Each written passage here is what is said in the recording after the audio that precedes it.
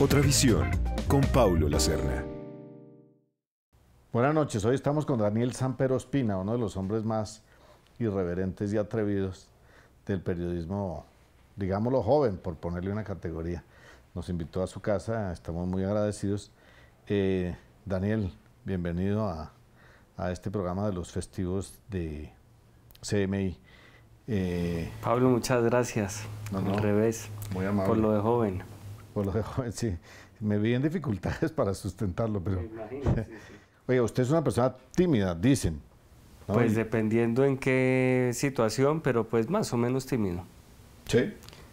Soy más extrovertido escribiendo, mejor dicho, por decirlo de alguna manera. Debe ser más fácil, porque usted se imagina que está con gente cuando escribe o que tiene las personas de las que está hablando enfrente. No, naturalmente no.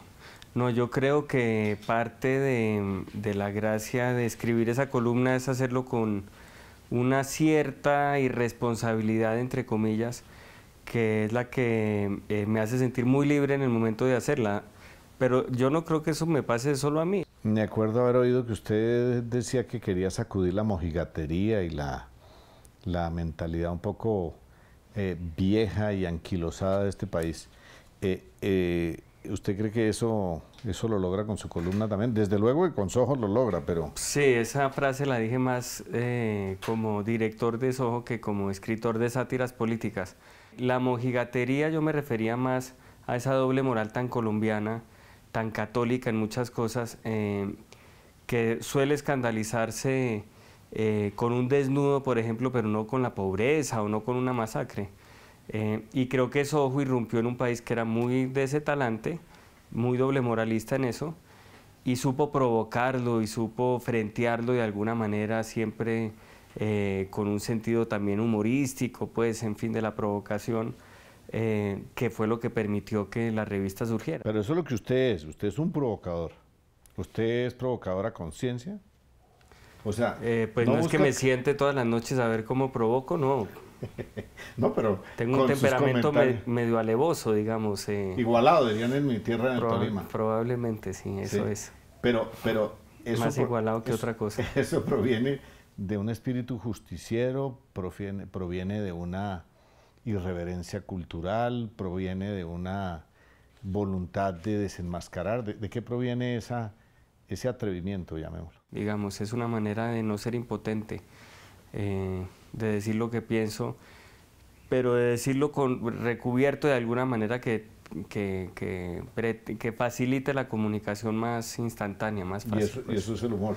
Sin duda, claro, el humor finalmente es eso, es una manera de tragarse las verdades.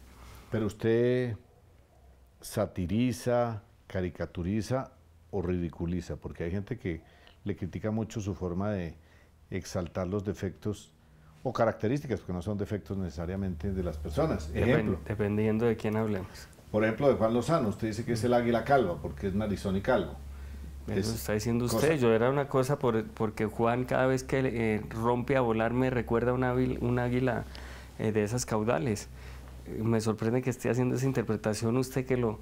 no, los narizones no tenemos complejo porque esa es una característica normal. Bueno. Y usted como calvo no debía andarse burlando de sus colegas. No, me parece al revés que de las cosas más bonitas que tiene Juan Lozano es la calva. Pero no, yo creo que sobre eso de los defectos físicos, pues sí, es verdad pues que eso es polémico y tal, pero yo siempre digo que finalmente esa columna es una caricatura escrita. Y la caricatura lo que hace es eso, exagerar rasgos morales también, de temperamento, pero también físicos. Uno no puede pretender que Matador pinte al registrador con los labios chiquitos, por ejemplo, ¿no? Volviendo al tema que usted mencionó de Soho,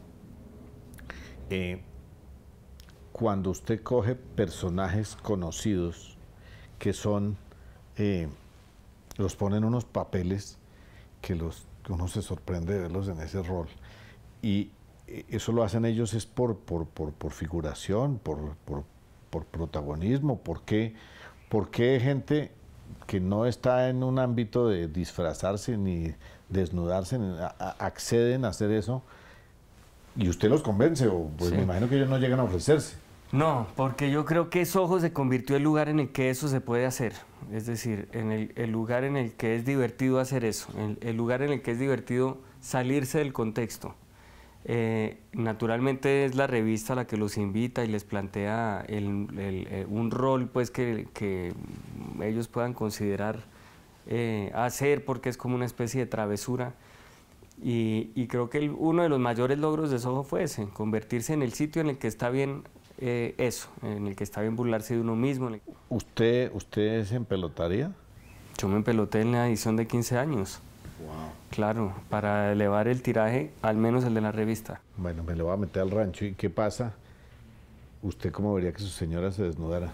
No me importa, pues, es decir, no, yo estoy muy curado de espantos en ese sentido. Y si usted se acuerda de la publicidad en que un tipo estaba mirando como una Playboy y decía, mamita, cosita, hijita. ¿Qué pasa Sí. si un día una hija suya decide hacer eso? Si se empelota y es una gran ser humano, me importa un carajo. No creo que eso es lo que determine que una persona sea buena o mala. Y pongo este ejemplo evidentemente pues por el procurador, ¿no? Que es un poco eso. Él creerá que lo moral es estar arropado, pero pues no pasa nada si uno persigue y estigmatiza a las minorías sexuales. Por ejemplo, bueno, yo prefiero una hija que no las persiga, que sea tolerante y que se empelote si se le da la gana. Eso no lo hace a uno ni mejor ni peor ser humano. No, pues yo veo, usted no va a tener ningún arrepentimiento de haberse empelotado. Yo no estaba al tanto, pero Tiene un contexto todo. me pues, parece que sí. es muy igualado. Porque entre el Tino y usted hay una diferencia. Pero naturalmente, es decir, lo del Tino era con una hoja de parra, lo mío con un trébol fácilmente se hubiera solucionado. Pero digo, ahí tiene un contexto. Yo quería desnudarme para burlarme de mí mismo, para demostrar pues que a las feministas que yo me estaba cosificando, como esa es una de las críticas que le hacen a Soho, ¿no? Que cosifica a las mujeres. Dije, bueno, yo entonces me cosifico, pues, para demostrar pues que nadie se cosifica. No, pero hay gente que usted posiblemente considerará anticuada, pero que critica que no hay límites. Cuando el erotismo pasa al porno. Sí, pero es que yo creo que lo hemos resuelto bien porque el foco de Soho más que el erotismo es el desnudo. Y ha habido muchos desnudos muy sorprendentes de Soho que no son eróticos, pero que llaman la atención por ser desnudos. Como Yidis, por ejemplo, o como el Tino de alguna manera, o como Marvel, personas que nadie estaba esperando. Y desde luego, pues otro desnudo muy famoso también en ese plan fue el de Alejandra Azcárate, ¿no? Con La Última Cena. A propósito, sí, en esa, ¿cómo la llamaría usted? Parodia que hizo Parodia, La Última sí. Cena. A usted lo demandaron Sí. un grupo de católicos. Orquestados por Alejandro Ordóñez, en ese momento consejero de Estado. ¿Ah, sí? Sí, él era como el gran capitán de la estrategia de demandas contra Soho, sí. Y usted ganó en las diferentes Sí, instancias. sí. Porque la libertad de expresión está por encima, digamos, de los... Del respeto a los símbolos religiosos. Unos católicos le mandaron una condecoración a usted que se la quiero entregar. No sé si usted A ver si pudiera no la tengo ya. ponérsela, pero Una cosa del Ku Klux Klan. no. Ah, Es como- hombre, eso está muy bonito, como pues un le poquitito. agradezco mucho. Lúzcala a ver cómo se le ve. Está muy porque- bonito, pero si me la pongo me da miedo que me confundan con Uribe. Pero de todas maneras, es como lo que la Iglesia Católica y los católicos, no sé si la Iglesia, porque no he hablado con ninguno que la represente, piensa de usted, que usted es un pequeño diablillo. ¿Por qué Pero no, no. ¿por qué no lo excomulgaron? ¿Usted no cree que se merecía una excomunión? No sé, es que no sé si me excomulgaron o no. No le han No sé notificado. si eso sale escrito en Llega algún un lado, en edicto. Diario Católico. Yo estoy suscrito, lo leo todos los días y no he visto. Hay una cosa fundamental y es que ese acto concreto de La Última Cena ayudó más de lo que uno cree para nuestro Estado de Derecho. Yo creo que ahí demostramos, primero refrendamos que Colombia es un país laico, que eso es muy importante. Y segundo, quedó la jurisprudencia de que la libertad de expresión pues está por encima de las susceptibilidades posibles religiosas. Ya regresamos con Otra Visión. Seguimos con Otra Visión. Pero dicen que usted no es mordaz, sino es mierdaz. Sí. Y que Pero eso quién lo dice, me sorprende. es un comentario popular masivo. La pregunta es, usted dispara para todos lados y en eso sí hay que reconocerle que es, como bien lo está diciendo, como el humor ampliamente crítico y sin tapujos. Pero la pregunta es, ¿quién le gusta? De políticos estamos Sí. hablando. Soy muy escéptico en términos generales de la política colombiana y de los políticos colombianos en general. Es una materia tan compleja y tan deprimente que a uno lo lleva a situaciones tan lamentables como las de la última elección en la cual yo le hacía fuerza a Santos, que eso ya es una cosa espantosa, es decir, que uno se ve abocado a hacerle fuerza a Santos, que uno sufra por Santos. Era algo tan grotesco y tan absurdo que demuestra lo grotesca y absurda que es la política colombiana, porque el evento de que no ganara Santos era lo otro, era más o menos elegir entre la corrupción y la mermelada y demás, versus la tiranía. Yo lo veía así, pues en fin, también estoy caricaturizando y hablando en extremos y con exageraciones, pero el regreso de Uribe me aterraba tanto que terminé aferrándome a la esperanza de que ganara Santos, que es un tipo que, pues, que no le puede producir esperanza a nadie. Bueno, así estaban las cosas. Eso solo se produce en un país como Colombia. La única vez que he sentido auténtica esperanza, digamos, por un político, sin duda fue en la época de la Ola Verde, por Mockus. Creo que Mockus inmediatamente encauzó una indignación, unas preocupaciones que sentíamos muchos ciudadanos, una reivindicación de que antes que la ideología es fundamental las maneras, entender que no todo vale, la ética por encima de la ideología, pues. Y eso lo encarnaba Mockus, además porque era el único político probablemente que podía tener la entereza moral para encarnarlo. Pero uy, qué horror como sufrí yo en esos debates, era tenebroso, era uno ayudando a Mockus y él a no dejarse. Pero siempre le he guardado un gran respeto y un gran cariño a Mockus por esa esperanza que representó y esos mensajes pedagógicos que manda. De modo que si tuviera que escoger a un político colombiano, sin duda lo escogería a él. Usted, tal vez lo que más caricaturiza de Uribe es su irascibilidad. ¿Por qué usted es tan sensible a ese tema de lo que la gente llama carácter? La gente considera que el tipo lo que es un tipo firme. Uribe es una caricatura en sí misma, en general. Es un tipo, parece un personaje de don Tomás Carrasquilla. Sale con su sombrero, con su cosa de tomar café en los caballos, su adicción a bañarse en los ríos de la patria, su prosopopeya natural. En fin, él es todo un personaje muy dado o muy fácilmente caricaturizable porque sus rasgos lo son, pues son divertidos, involuntariamente divertidos, pero creo que lo que más le critico a él, más que su irascibilidad, es justamente que es el reverso de Mockus. Si Mockus es la encarnación del no todo vale, Uribe es la encarnación de que las cosas son relativas, que uno por perseguir un fin puede saltarse los medios, que uno puede cambiar un articulito y no es grave, que uno puede bombardear un país vecino y tampoco es grave si el fin lo amerita. Y creo que esa cultura del atajo, de no respetar unos conductos básicos, de no respetar las normas, de no respetar la Constitución, para empezar, es lo que en últimas tiene socavado al país. ¿Y de Santos, ¿qué es lo que le parece caricaturesco? Bueno, todo lo de Santos es bastante caricaturesco, todo su elitismo, todo su... Yo en alguna columna sobre el paro agrario lo pintaba él sobrevolando el helicóptero cuando él negó el paro agrario, cuando él dijo la famosa frase de que el paro agrario no existe. Y ahí hizo un sobrevuelo antes de decirlo en un helicóptero.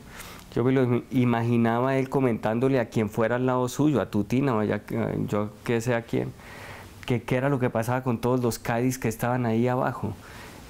Como si el pobre más próximo que él hubiera tenido en su vida fuera más o menos eso, ¿no? Un Cádiz, ¿no? Y me acuerdo de un momento concreto, cumbre, que fue cuando Santos asistió a una cosa de la policía en la que había habido una incautación de droga y estaba ahí expuesta y había un ladrillo muy grande de marihuana y yo no sé qué diablo se le pudo cruzar en la cabeza para tener un montón de fotógrafos y de camarógrafos delante y creer que lo que le correspondía hacer era inhalar o clavar la nariz en ese ladrillo de marihuana. No sé si usted se acuerda de esa foto.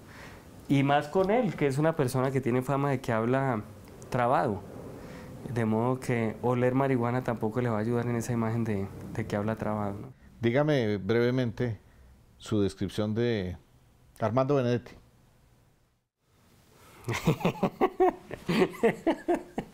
No, yo no tengo así mucha vaina. Esa es la descripción suya de Armando Benedetti. Probablemente sí. Bueno, Roy Barreras. No, ahí tiene que Roy Barreras es un político que sí me gusta, sobre todo su vena poética. Puede que como político sea un desastre, digamos, sea un tipo, un camaleón, pues que se acomoda al viento del poder que esté soplando, pero esos libros de poesía que está sacando son lindos, ese soneto de amor a Caprecom, por ejemplo, eso es una belleza. Simón Gaviria. Simón lo veo más lector que escritor, a diferencia de Roy, ahí tiene usted, Simón es un lector juicioso, como lo dejó en claro en la reforma a la justicia. Bueno, y un hombre al que el país le debe mucho, entre otras esa reforma a la justicia, ¿no? El procurador. ¿Qué más puedo decir del doctor Ordóñez? No, yo creo que también ha hecho cosas muy buenas por la moral colombiana, como el hecho de mostrar que hay personas como él que le dan tanta importancia a la moral que tienen dos y andan con dos morales sin ningún problema. Gina Parodi. Gina me gusta, me parece buena funcionaria e incluso estuve alguna vez a punto de votar por ella, pero decidí esperar a que votara, que escupiera la papa caliente para poderle entender. Ese programa de Bogotá la más educada, marica, eso es lindo ese programa. Angelino. Bueno, Angelino me gusta, fíjese que hay una tradición desde Pachito Santos de que los vicepresidentes colombianos tengan que ver con los corrientazos. Quizás el de Pachito un poco más energéticos y el de Angelino un poco más alimenticio, pero bueno, corrientazo es corrientazo y de Angelino me gusta también esa cosa amplia de fe en sí mismo que le permite lanzar frases como no sé todavía qué alcaldía lanzarme, si a la de Cali o a la de Bogotá, ahí voy mirando, como si eso fuera normal, eso me gusta de él, esa desfachatez. Peñalosa. Pues fíjese que Peñalosa, hablando en serio, sí le valoro muchas cosas y yo soy un bogotano agradecido con Peñalosa, creo que él se alcanzó a transformar la ciudad. Lo que no me gustó, pues evidentemente fue cuando se lanzó a la alcaldía que terminara cargándole el megáfono o al revés a Uribe. Eso me pareció bastante contradictorio. Uno no podía ser parte de la ola verde y después terminar, que nació como una reacción contra Uribe y después terminar aliado de Uribe. Eso demuestra pues más o menos lo que es la consistencia de un político colombiano, aún de uno bueno, que yo considero que Peñalosa es bueno. Nómbreme un político que le genere sentimientos así sean nobles, eróticos. No. Clara López. Clara López. La Clara López que conquistó a Uribe, por ejemplo. Esa es una Clara López muy atractiva. Yo creo que cuando Uribe hablaba de que él quería un hacker, que el hacker de su afecto interceptara los corazones de sus compatriotas, creo que así era la frase, que es una frase muy de Uribe, de esa cosa poética que le entra. Podía ser buena idea que interceptemos el corazón de Uribe y publiquemos esos afectos que ha tenido y probablemente así averigüemos si le sigue gustando o no. Uno le nota como cierta antipatía. Gracias. No en su carácter, sino hacia los congresistas.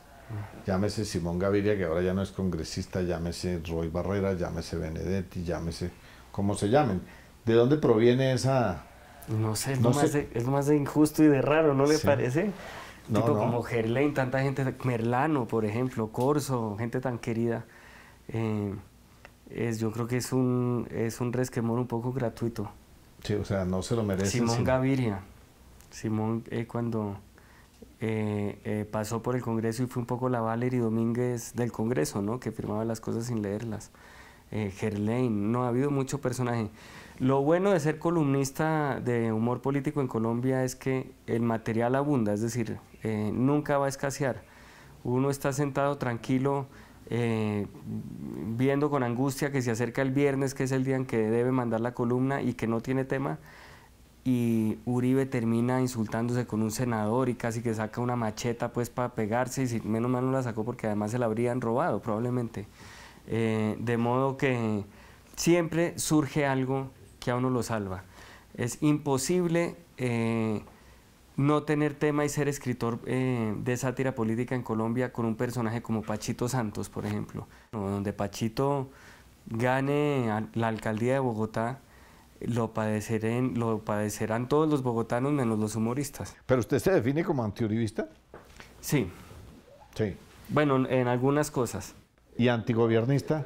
Cierta cosa exhibicionista, en lo de los ríos, por ejemplo, era simpático y tal. Gobernista, que si me considero gobernista... ¿O antigobiernista? O antigobiernista, aspiro a ser más antigobiernista de lo que soy, pero sí estoy en una situación en la que, por ejemplo, defiendo el proceso de paz. Eso evidentemente pues me acerca a muchas cosas del gobierno, pero realmente no comparto muchísimas otras cosas más de Santos y del talante de Santos y de muchas cosas concretas de la política de Santos, como la política ambiental, por ejemplo.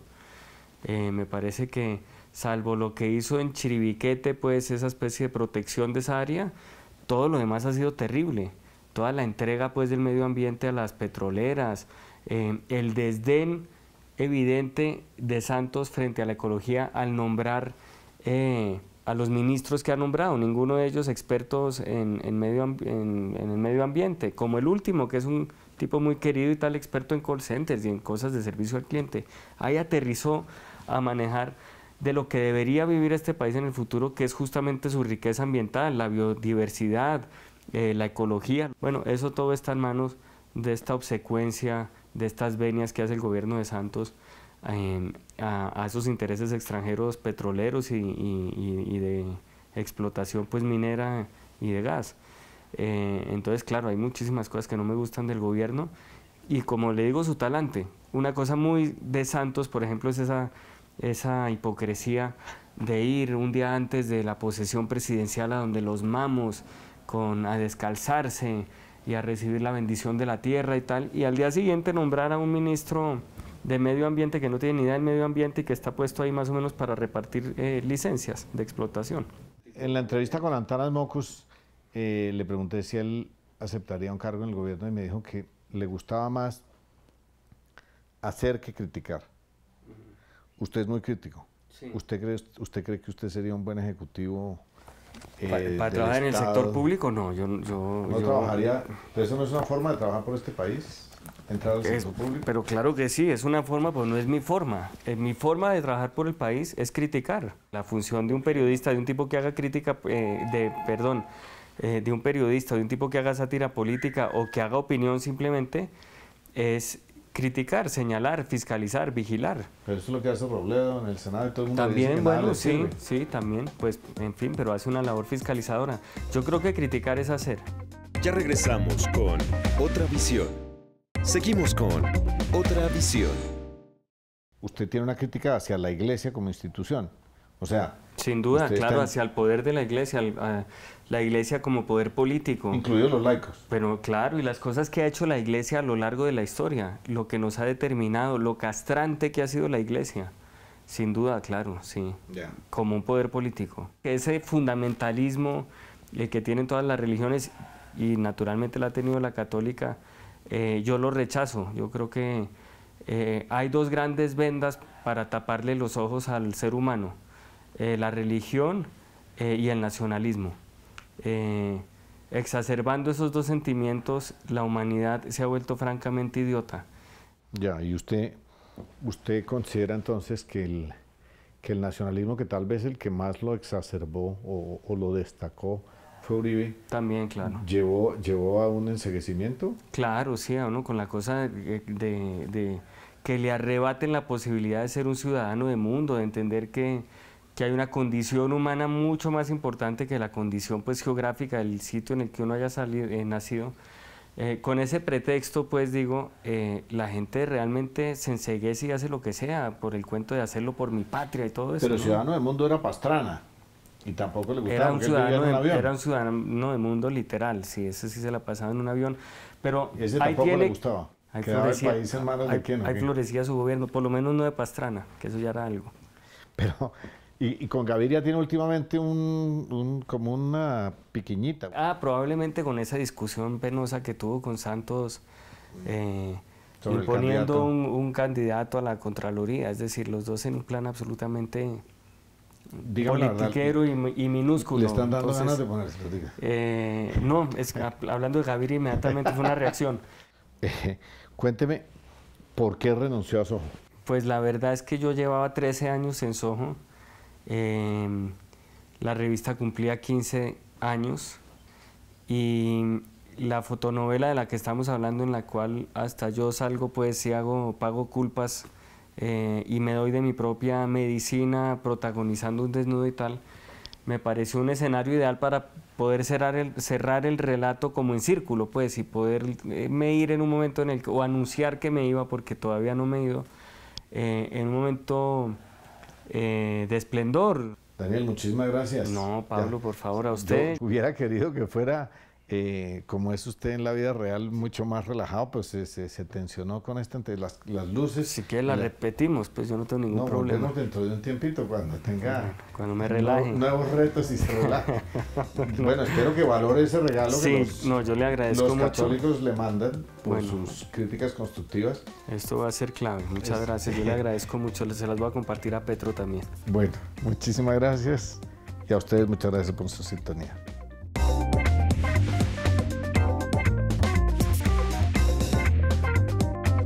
Otra visión con Paulo Lacerna.